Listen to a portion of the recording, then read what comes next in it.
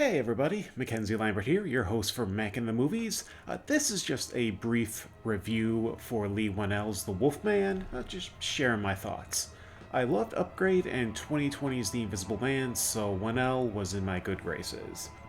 I'm not mad, I'm not disappointed.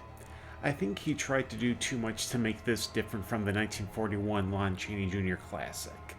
The original was essentially a Calvinist dread film, destiny and fate to a nihilistic, fatalistic bent.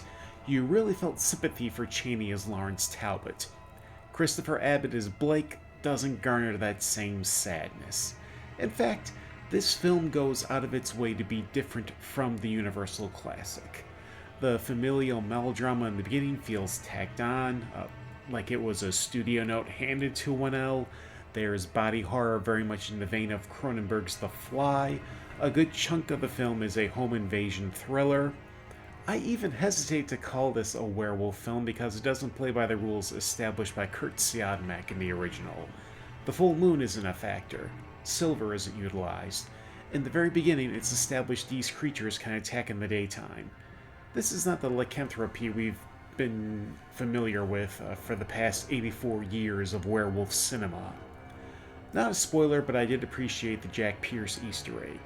Pierce was the makeup artist that collaborated on some of the classic Universal creatures, like Frankenstein's monster, the Mummy, and the Wolfman. I forget to mention Julie Gardner as Charlotte and Matilda Frith as Ginger. Both are fine with the material they're given. I like Whannell as a filmmaker. After delivering two solid sci-fi horror movies, I'm willing to give him a pass for this stumble. It's not great, but I don't think it's terrible.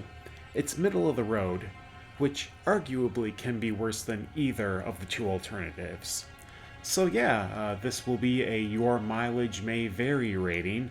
That'll wrap up this quick review. As I mentioned previously, I'll have my Deep Red lecture up on Tuesday.